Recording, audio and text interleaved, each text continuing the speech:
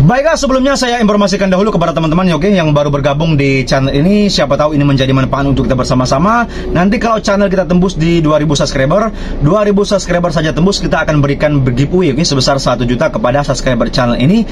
Dan juga teman-teman yang bermasalah sama pinjaman online. Jadi yang baru bergabung, silakan teman-teman subscribe dan like-nya. Siapa tahu ini menjadi manfaat juga, dan berkah untuk kita bersama-sama juga, Amin amin ya rabbal alamin. Baiklah, langsung kita kembali ke pembahasan, Semakin lama, semakin hari, semakin bulan, semakin tahun khususnya, pinjaman online ini semakin tidak waras, saya katakan seperti itu. Kenapa? Karena mereka cara penagihannya ini sudah sangat-sangat di luar batas. Banyak teman-teman yang bercerita kepada saya bahwa mereka penagihannya sudah ada yang sampai di luar kontak darurat, sudah 5 kontak darurat di telepon, mempermalukan mereka, padahal mereka tidak dimasukkan ke kontak darurat.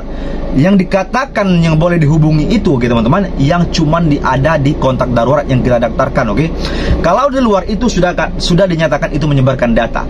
Kalau mereka sudah menyebarkan data, apa yang harus kita lakukan? Yang harus kita lakukan galbay, gagal bayar kalau seandainya sudah terjadi seperti itu.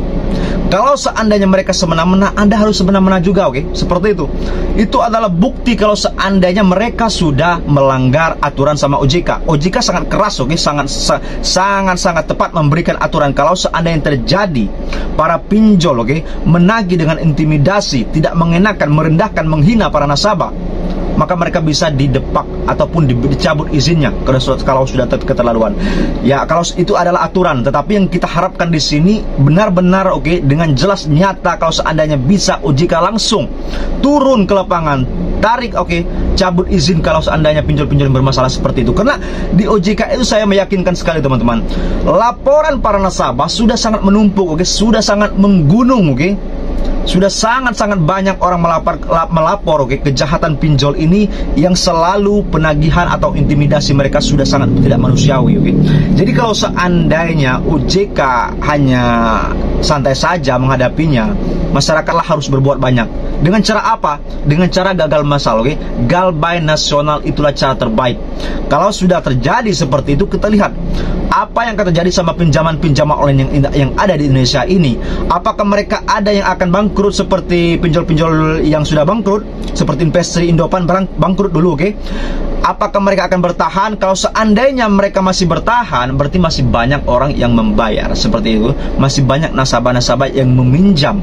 Bayangkan, teman-teman, saya lihat data kemarin itu, peminjam di Indonesia ini semakin lama semakin meningkat. Kemarin aja bertambah, dari 60 triliun kalau nggak salah menjadi 68 triliun per 2024 akhir sampai 2025 akhir awal, Jadi sampai sini kita pahami, seandainya tidak berhenti orang meminjol, semakin banyak korban, semakin banyak orang yang akan terjebak lingkaran setan pinjaman online. Makin banyak sekali korban-korban yang berjatuhan. Bahkan mungkin saya meyakinkan 2025 ini sampai akhir ada lagi korban-korban yang akan di luar nalar lagi, Karena ini seperti bola salju, semakin kita awalnya meminjam kecil, lama-lama membesar bunganya. Habis itu kecanduan kita juga meminjol. Kalau seandainya kepepet, tidak ada uang di rumah, tidak bisa membeli apa-apa lagi, pasti lari ke pinjol. Seperti itu. Karena pinjol sangat gampang dengan cara memotong wajah, celangak-celinguk saja. Habis itu isi sana isi sini, sudah cair, sudah cair. Tetapi orang tidak tahu dampaknya. Memang awalnya Anda mendapatkan pinjaman 500.000 ataupun 1 juta.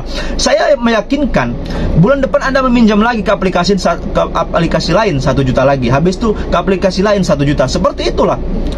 Bahkan ada yang sampai 10 aplikasi lebih, Jadi ini tidak ada yang di aturan OJK itu yang diterapkan sama pinjol. Padahal harus Anda ketahui, teman-teman, Pinjol sebenarnya di aturan OJK itu tidak boleh memberikan pinjaman lebih dari 3 aplikasi yang resmi OJK.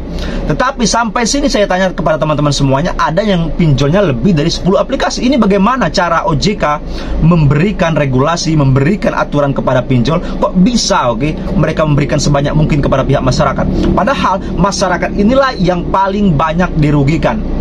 Mereka tidak tahu dampak negatif peminjol-peminjol ini yang awalnya tidak berani berhutang, teman-teman. Sekarang orang semuanya sudah berani berhutang. Hutang minjol ini sudah banyak sekali. Kalau seandainya tidak percaya, Anda tanyakan kepada tetangga, ada saudara Anda, teman Anda, pasti ada hutang pinjol, oke?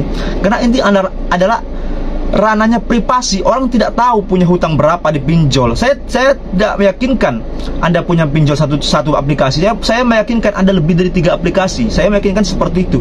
Jadi kalau seandainya mau keluar dari pinjol ini, teman-teman banyak berpikir sekali, 2 kali, 3 kali, sampai 10 kali berpikir, oke? Apa dampak terjadi ke depan kalau seandainya Anda masih di dalam lingkaran setan pinjol ini? Lebih baik Anda stay galbay kalau memang seandainya tidak mau berhubungan lagi. Tidak mampu bayar lagi, Bang, ya sudah, galbaykan saja, selesai. Tetapi Anda harus yakinkan berhenti meminjol dari saat ini, oke? Itu saja, oke? Jadi sampai sini yang bisa saya sampaikan. Kurang lebihnya saya mohon maaf. Silakan yang belum subscribe, silakan subscribe. Wabillahi taufiq wal hidayah. Wassalamualaikum warahmatullahi wabarakatuh. Berjumpa lagi esok hari. Terima kasih.